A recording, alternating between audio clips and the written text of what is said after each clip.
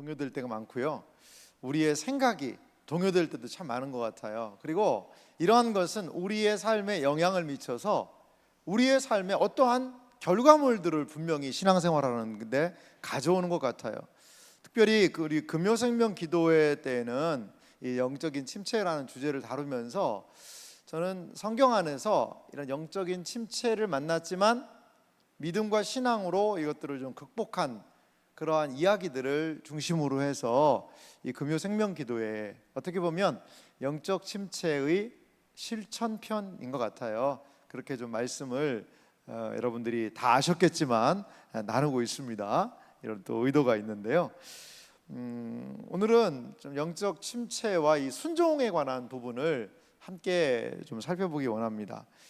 제가 설교를 준비하면서 이제 트라우마라는 단어를 좀 찾아봤거든요. 트라우마라는 단어를 좀 찾아보다가 발견한 게 있어요. 그건 뭐냐면요, 이건데요. 한번 내용 보실래요? 국가 트라우마 센터라는 데가 있더라고요. 저도 이번에 처음 알았어요. 국가 트라우마 센터라는 건 뭐냐면, 제가 거기다가 좀 말을 좀 길게 적어놨는데 2013년에요 국립서울병원에서 심리위기지원단이라는 걸 처음에 만들었대요. 2013년에 심리위기지원단, 그러니까 좀 정서적으로 힘들고 어려운 사람들을 좀 돕는 그러한 단체였던 것 같아요. 그런데 2018년 4월에 국가 트라우마 센터로 정식 이제 그 명칭을 바꿔서 개소를 하게 되었다고 그래요. 여러분 여기 아시겠지만 2014년에 세월호 사건도 있고 사람들이 막 많이 힘들어하는 그런 일들이 많았지 않습니까? 그런데 2018년에 이거는 조금 이거를 이제 좀 더 승격시키고 범위를 확대시켜야 되겠다.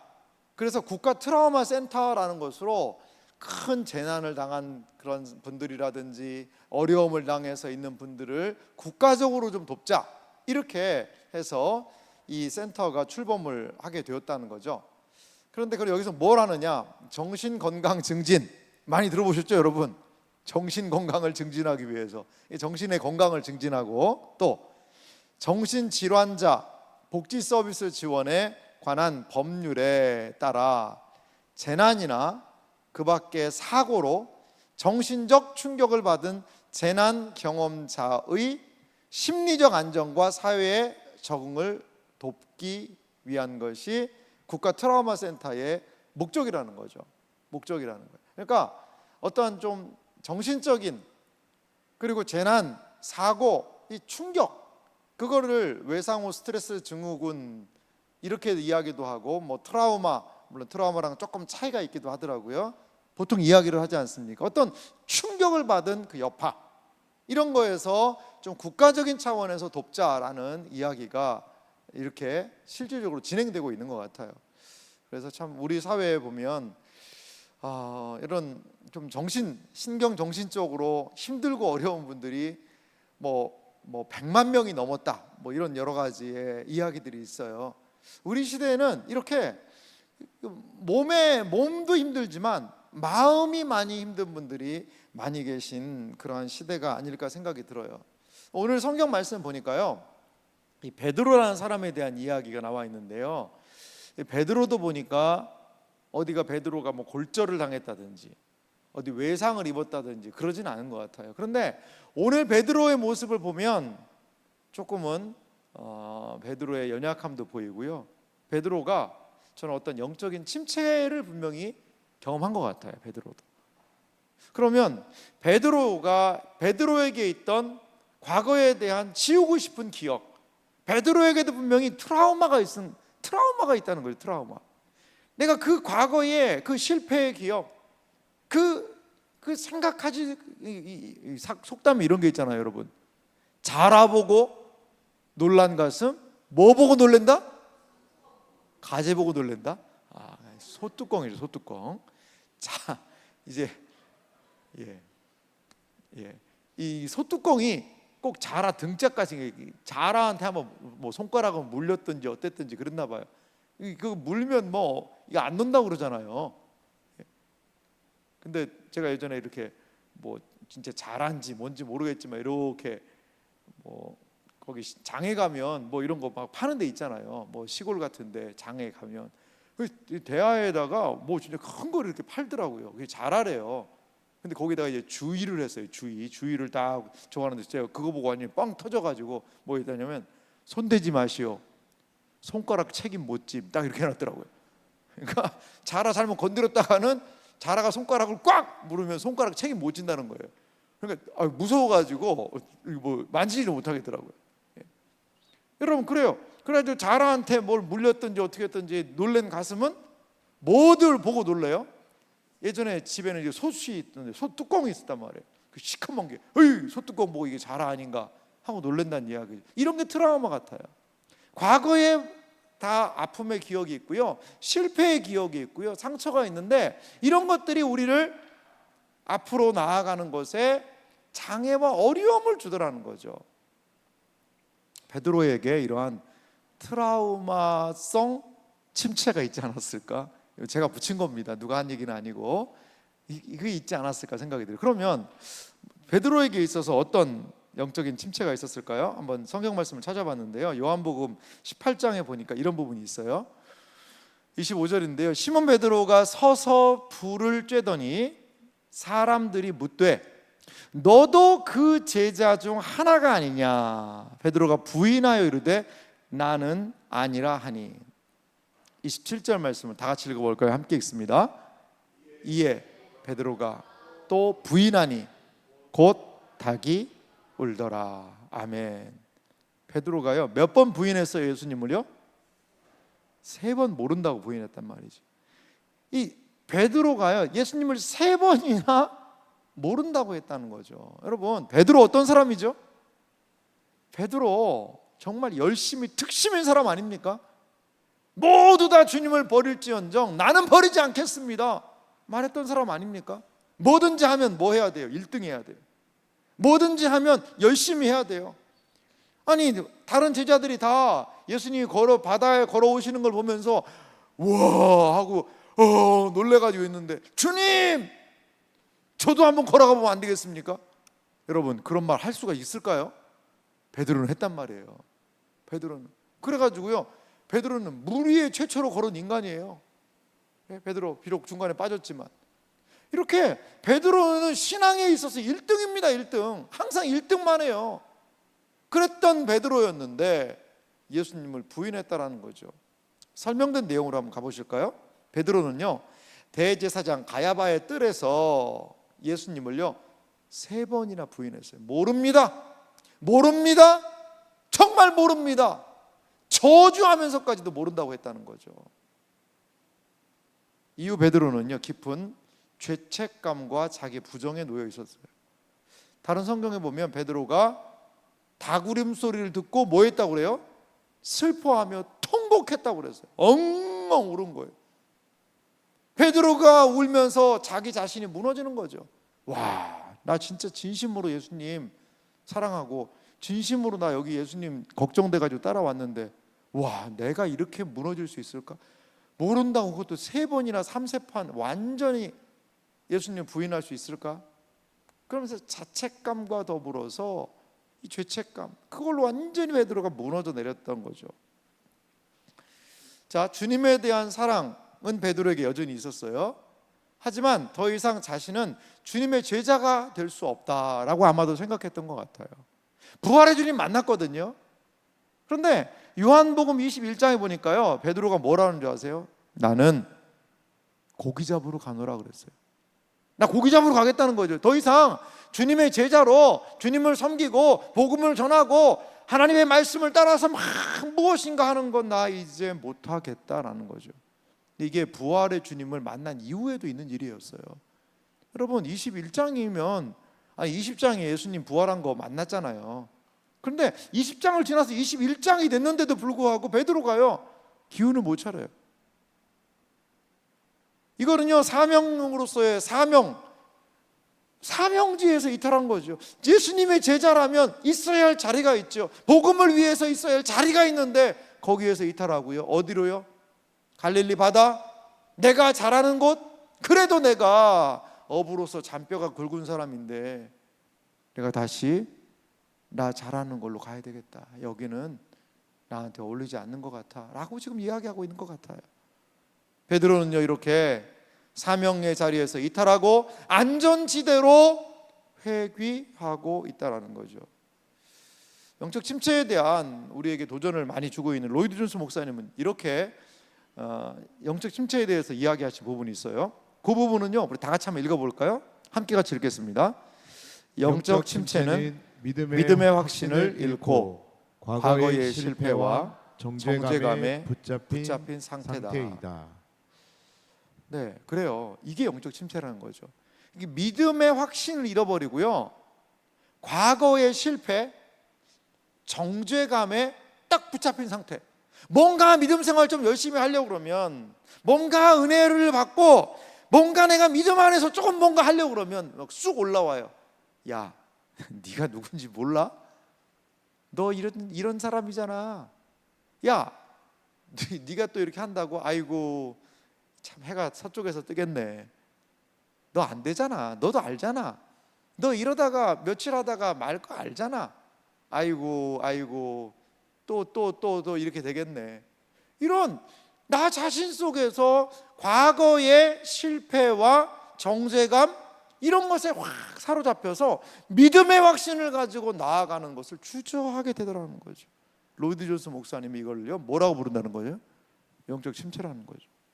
이 자리에 계신 여러분, 혹시 지금 베드로와 유사한 그런 것을 경험하고 계시지 않습니까? 베드로, 내가 그렇게 예수님 열심히 믿겠다, 내가 목숨이라도 버리겠다 이렇게 호언장담했는데, 근데 지금 어떤 모습이죠? 예수님 부인하고 그냥 제자로서의 사명도 잃어버리고, 어떻게 보면 나 고기 잡으러 옛날로 가버린 그런 상태. 왜요? 내가 예수님을 부인한 그 사건이 너무 엄청난 거예요.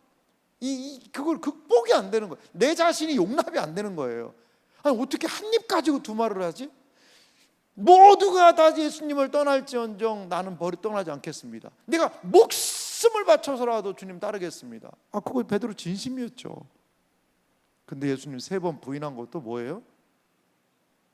베드로 자기 자신의 모습이에요. 우리는 간혹 가다가 신앙생활을 통해서요 은혜를 받을 때가 있거든요. 하나님 주시는 은혜를 받을 때가 있어요. 특별히 저도 좀 청소년기 때 그랬던 것 같은데 막 은혜를 받으니까 너무 좋아요. 그리고 하나님을 막 사랑을 고백하기도 해요. 근데 이 나 자신의 뭘 보냐면 또 연약함을 보는 거예요. 아니, 이 내가 받은 은혜랑 지금 내가 믿음 생활을 한다는 내 모습이랑 이게 조화가 안 돼요. 아니, 이렇게 은혜 받는 사람으로서 내가 할렐루야 아멘 했으면 할렐루야 아멘의 삶이 나와야 되는데 그러지 못하거든요. 그러니까 제 마음속에 이 뭐지? 둘 중에 하나 가짜 같은데? 이런 생각이 드는 거죠. 내가 지금 하나님께 은혜를 받고 기도하고 하나님 뜻대로 살겠습니다라고 결심하고 눈물 흘리며 기도했던 게 이게 가짜 아닐까? 라는 생각이 들어요. 왜?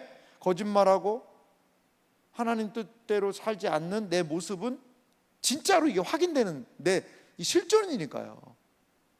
여러분, 고민을 하지 마세요. 근데 두 가지가 같이 있을 수도 있어요. 신앙생활이라는 건 뭐냐?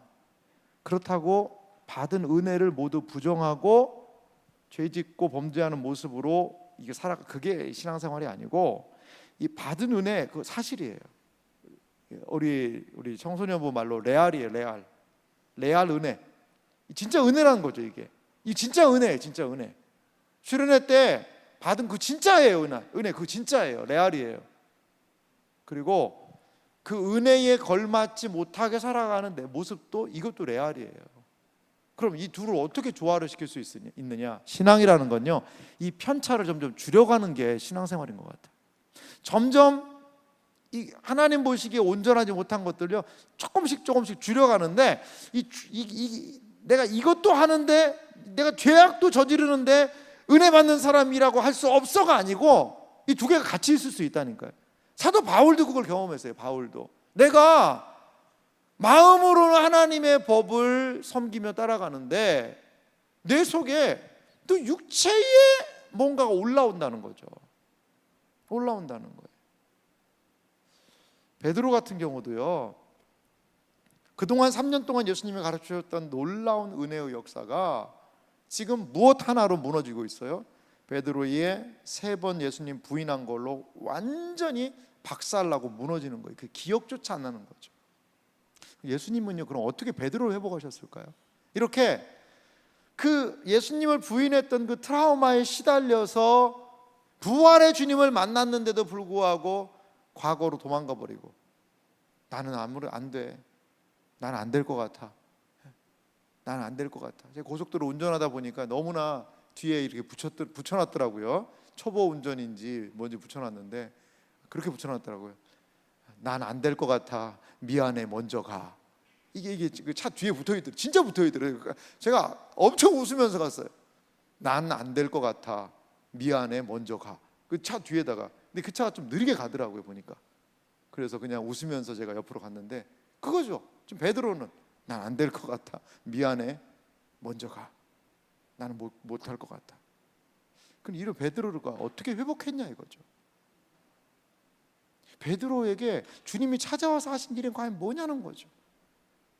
다른 말로 하면요, 주님께서 내 트라우마로 인하여서 하나님의 은혜보다도 내 삶에 나는 안 될 거야 라고 쉽게 포기해버리는 그 영적 트라우마를 겪고 있는 나를 향해서 주님께서 베드로를 통해 하고 싶은 말씀 무엇일지를 오늘 이 밤에 우리 같이 좀 나눠봤으면 좋겠습니다.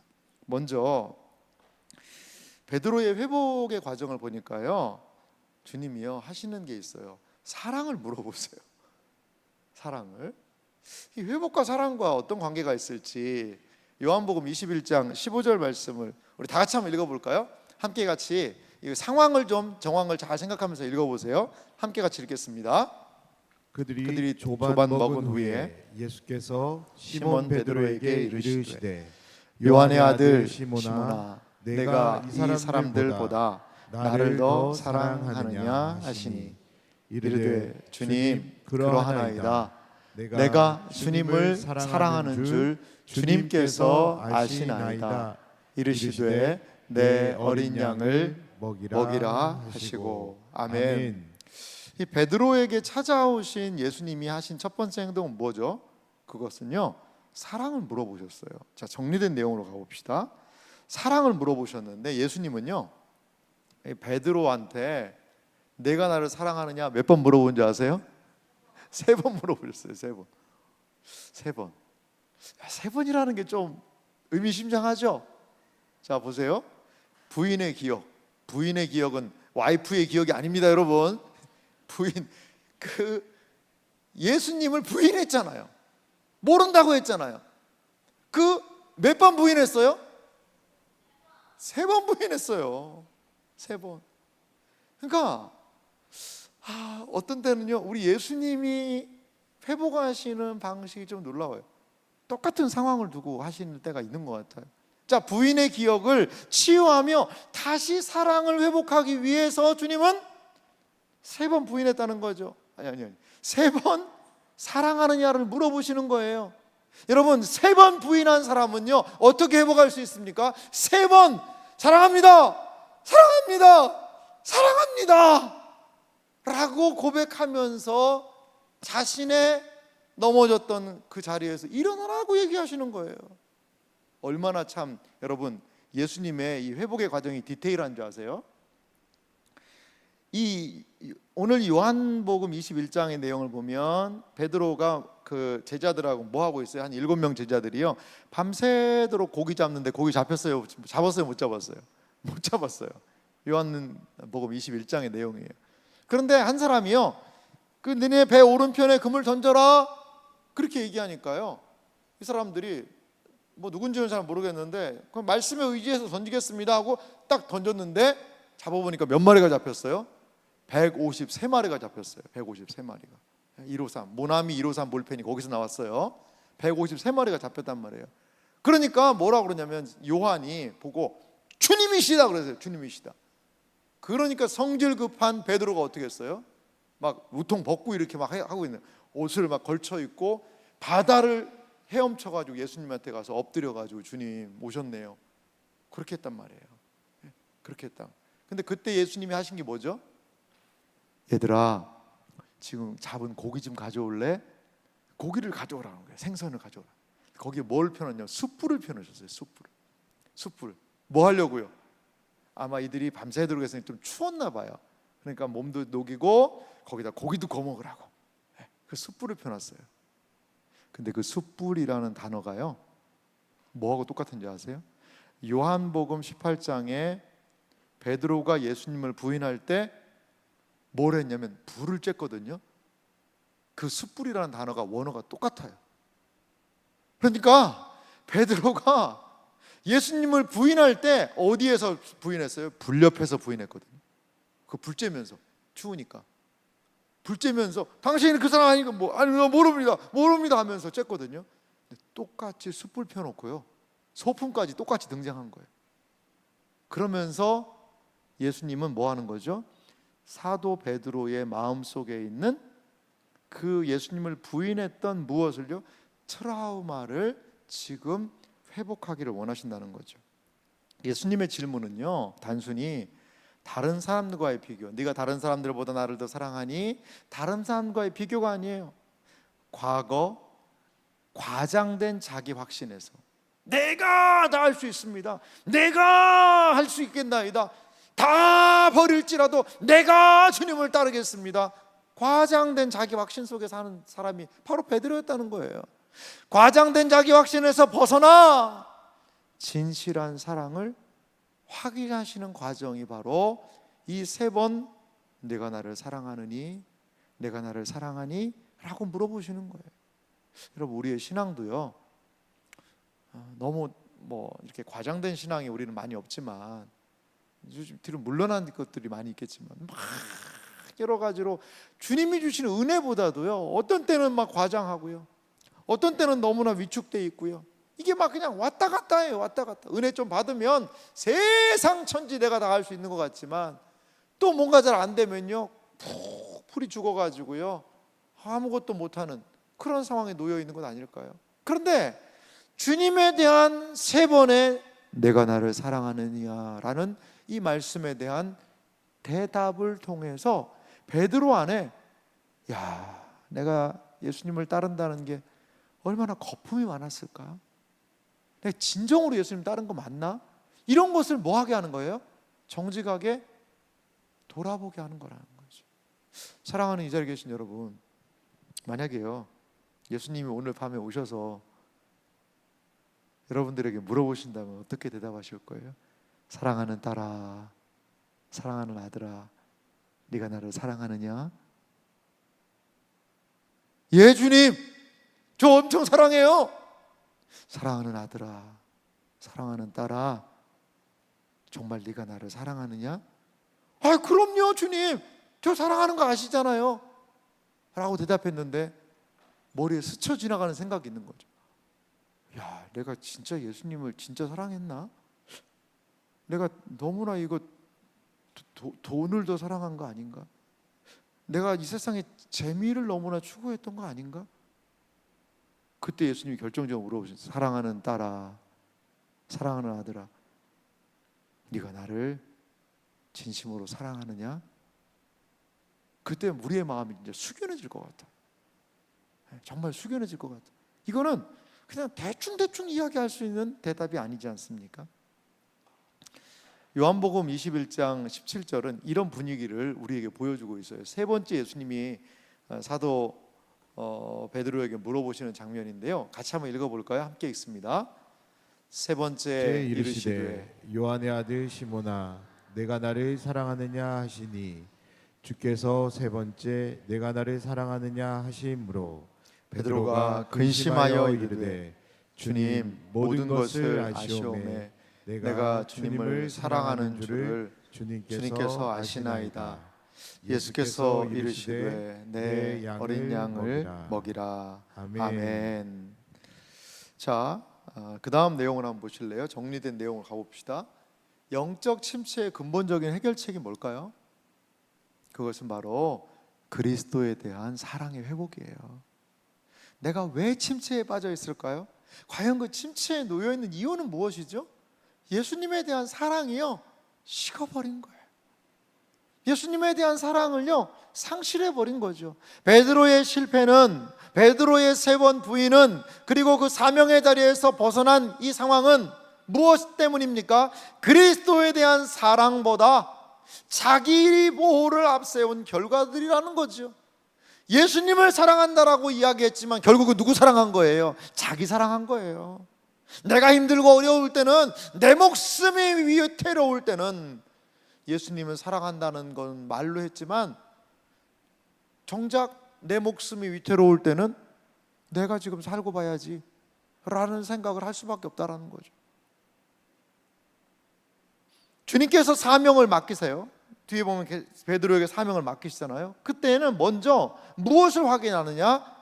주님에 대한 사랑을 확인하는 거죠. 네가 이 사람들을 사랑하냐? 그럼 일 잘할 수 있겠냐? 네가 이 일을 잘할 수 있겠냐? 이 일을 사랑하느냐? 이것이 마음에 드냐가 아니라, 주님이 사명을 맡기실 때는, 주님이 우리를 무엇인가 하나라도 맡기실 때는 무엇을 물어보신다는 거죠? 사랑하는 아들아, 딸아, 네가 나를 사랑하니? 주님에 대한 사랑을 물어보신다는 거죠. 충성은 어디에서 나올까요? 주님에 대한 사랑에서 나오는 거예요. 우리의 삶에서 사명을 감당할 수 있는 힘은 어디서 나오지요? 주님에 대한 사랑에서 나오는 거예요. 이 믿음의 길을 끝까지 갈 수 있는 그 힘은 어디에서 나오지요? 주님에 대한 사랑에서 나온다는 겁니다. 두려움은 신자를 무너지게 합니다. 하지만 사랑은 다시 우리를 일어나게 해요. 요한일서 4장 18절은 이렇게 말합니다. 사랑 안에 두려움이 없고 온전한 사랑이 두려움을 내쫓나니 두려움에는 형벌이 있음이라. 두려워하는 자는 사랑 안에서 온전히 이루지 못하였느니라. 할렐루야. 사랑하는 성도 여러분, 베드로 두려워하고 있어요. 세상이 두려운 거예요. 그리고 내가 죽을까 봐 두려운 거예요. 주님을 따르지 못하는 것, 그것은 바로 두려움. 그 근본적으로 나아가면 주님에 대한 무엇을 상실? 사랑을 상실해 버렸다라는 겁니다. 사랑하는 이 자리에 계신 여러분, 두려운 게 혹시 있으세요? 좀 뭐가 두려우세요? 두려운 게 뭐죠? 나 앞으로 어떻게 될까? 어떻게 취업을 할까? 어떤 직장을 가져야 될까? 어떤 학교에 가게 될까? 그리고 누구를 만나서 어떻게 살까? 나는 앞으로 어떻게 이 노후를 감당해야 되지? 앞으로 내가 점점 나이가 들게 될 텐데, 건강이 약해질 텐데, 그럼 질병이 올 수도 있을 텐데, 노후에 재산이 없어서, 물질이 없어서 너무나도 물러날 수 있지는 않을까? 여러 두려움들이 확, 삶에 대한 두려움이 엄습할 때가 있어요. 여러분 기억하시기 바래요. 두려움은 궁극적으로 누가 주는 거냐? 마귀가 주는 것 같아요. 주님에 대한 믿음은 우리를 두려움으로 이끄는 게 아닌 것 같아요. 사랑 안에 두려움이 없고 온전한 사랑이 두려움을 내쫓는다는 사실을 믿으시기 바랍니다. 주님 안에 있을 때 삶에 대한 두려움을 이겨낼 수 있을지로 믿으시기 바랍니다. 그래서 예수님은요, 가장 키포인트를 지금 묻고 계신 거예요. 베드로에게. 베드로야, 네가 그럴 수 있냐? 너 정신 똑바로 안 차리냐? 베드로야, 너 그렇게 말한다고 네가 뭐 이거 한다 저거 한다 그러더니 내가 다 봤다, 다 들었다, 이렇게 안 하시잖아요. 그냥 가장 중요한 핵심을 물어보세요. 베드로야, 너 나 사랑하니? 거기에 다 있는 거예요. 거기에 다 있는 거예요. 우리의 믿음 생활을 살펴봅시다. 우리의 모든 신앙의 동기는 주님에 대한 사랑에서 출처하고 있습니까? 우리의 모든 하나님 앞에서의 행동은 네가 나를 사랑하느냐? 라는 그 부르심에 대한 응답으로 반응하고 있습니까? 오늘 베드로의 회복의 이 모습을 보며 사랑으로 두려움을 이겨내시기를 바랍니다. 주님에 대한 사랑의 고백으로 우리의 모든 영적인 어려움들을 이겨낼 수 있는 여러분들 되시기를 주님의 이름으로 축원합니다. 그렇습니다. 베드로는 사랑을 통하여 영적인 이 침체에서 회복되고 있습니다. 또 하나 예수님께서요, 베드로를 영적인 침체에서 회복하시는 방식이 있어요.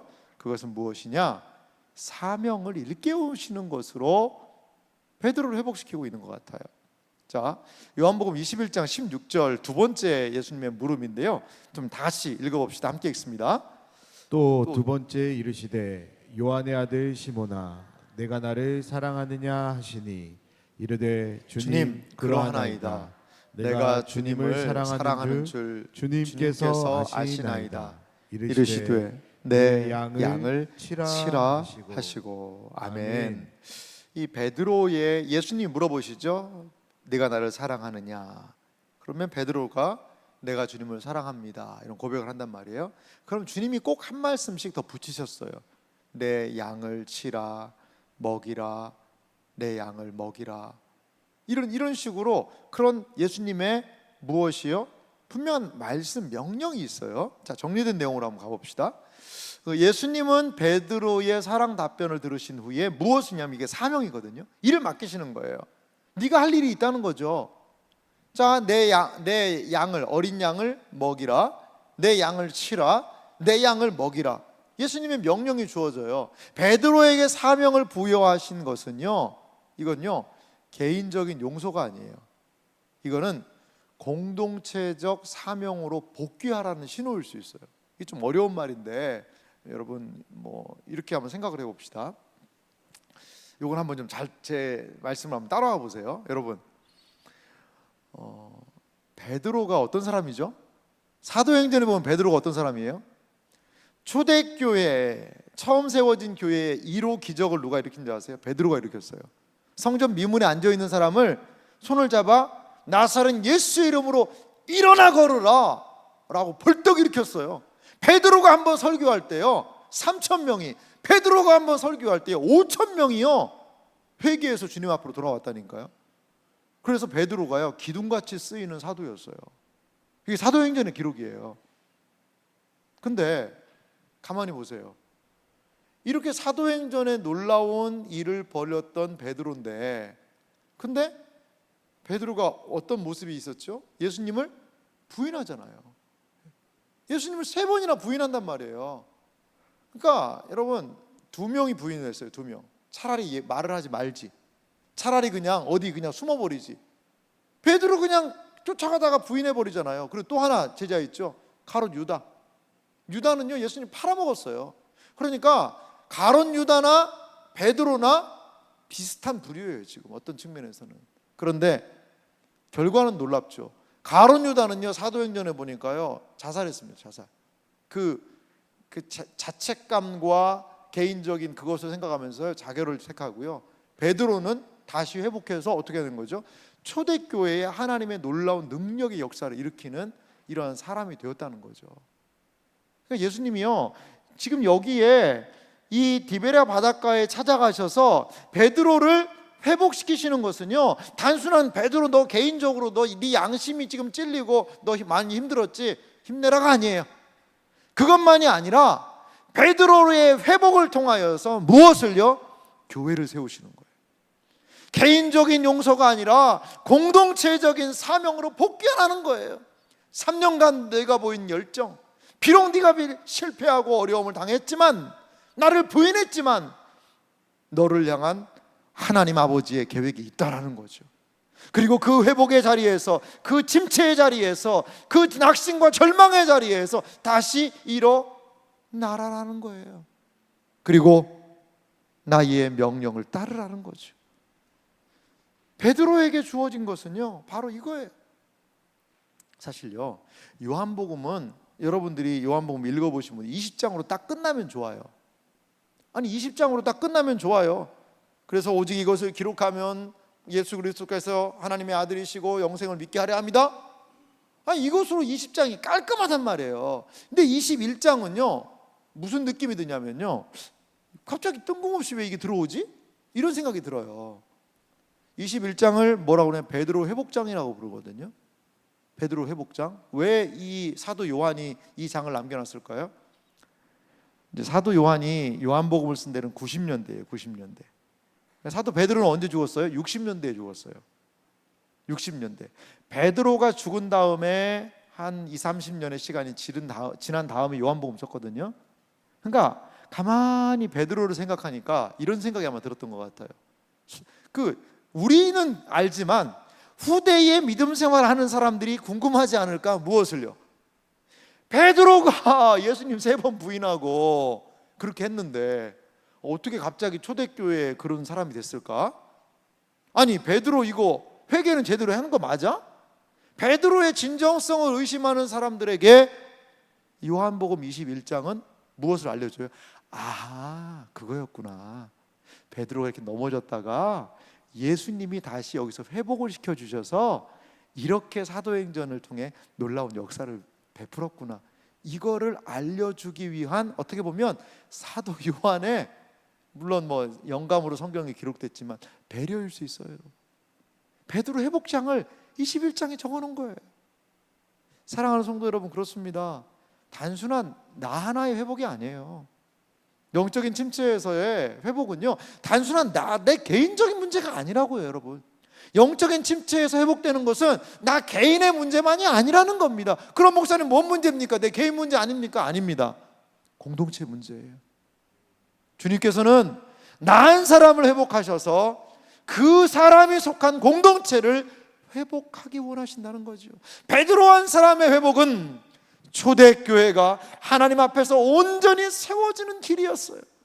사랑하는 성도 여러분, 오늘 말씀을 듣고 하나님의 말씀을 통하여 우리가 회복된다면 얼마나 많은 하나님의 놀라운 은혜의 역사가 우리를 통해 일어날 수 있을까요?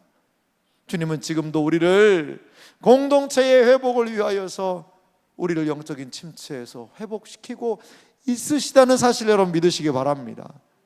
그렇습니다. 영적인 침체의 회복은 어떤 의미일까요?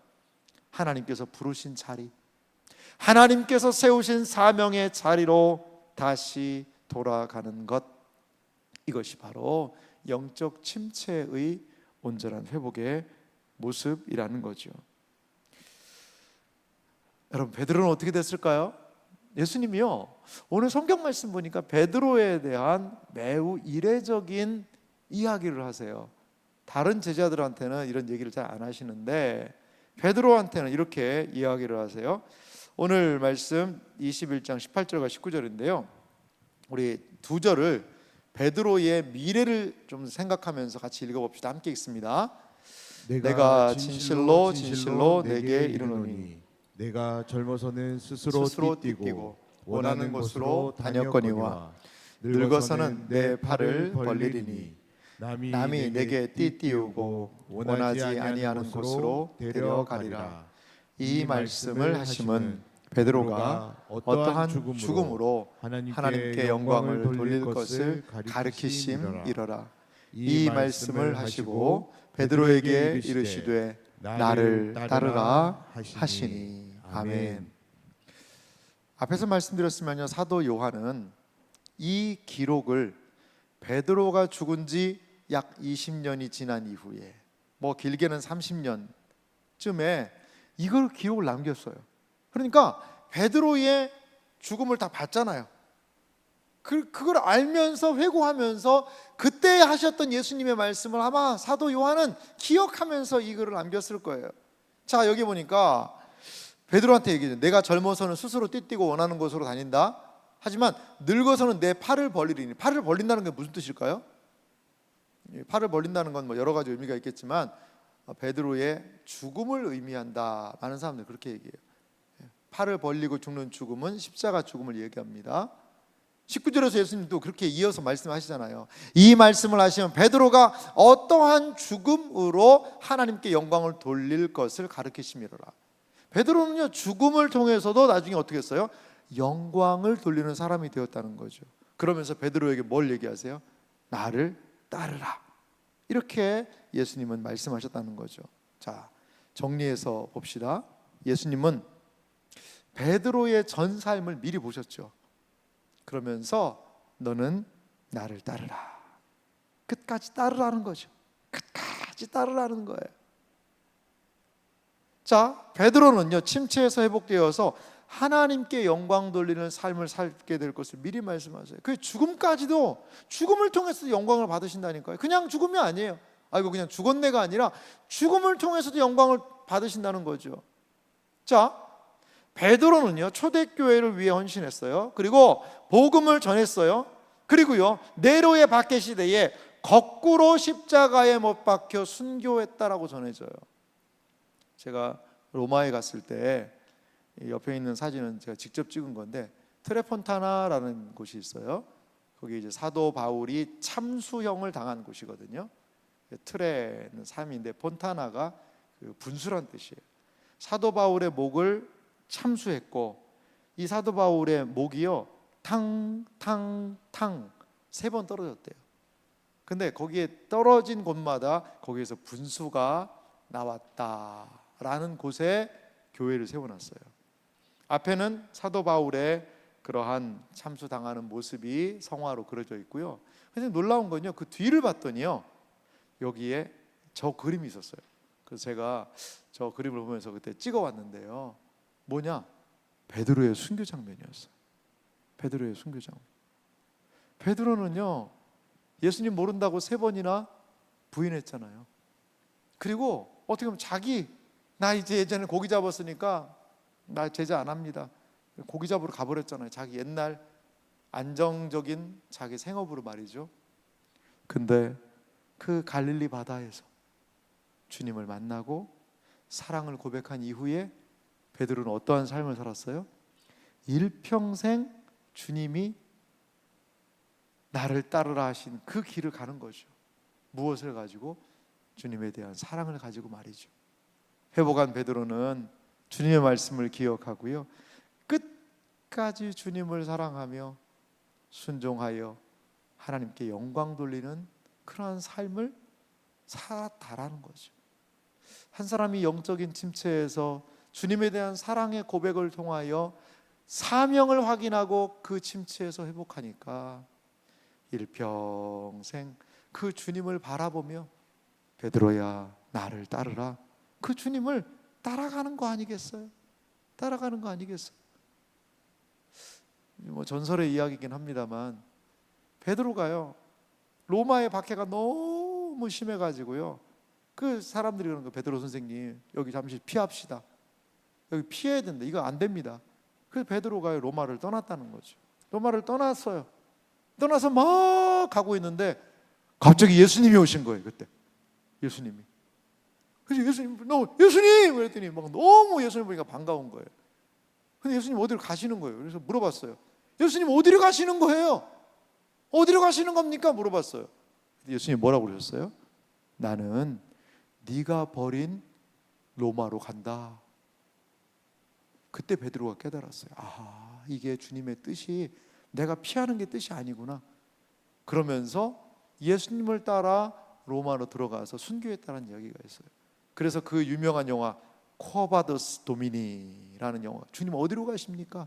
라는 영화가 거기에서 나오게 되었다라고 그래요. 일평생 주님을 따르라는 그 명령은 베드로의 사랑의 고백, 자신의 사명의 확인을 통해서 감당할 수 있었던 것 같아요. 우리 예수님 따라가는 사람들이잖아요. 평생 예수님 따라갈 거잖아요. 2가지 필요합니다. 주님에 대한 사랑의 고백, 그리고 주님이 세우신 그 자리에서 끝까지 주님을 따라가는 것. 이것이 영적 침체를 극복하고 우리가 나아가야 될 길이 아닐까 생각이 들어요. 이 자리에 계신 여러분, 주님을 따르는 길이 쉽지는 않습니다. 하지만요, 주님을 끝까지 따라갈 때 죽음을 통해서라도 주님이 영광을 받으신다는 사실을 믿으시기 바랍니다. 끝까지 주님 따라가며 주님께 영광 돌려드리는 복된 삶이 되시기를 주님의 이름으로 축원합니다.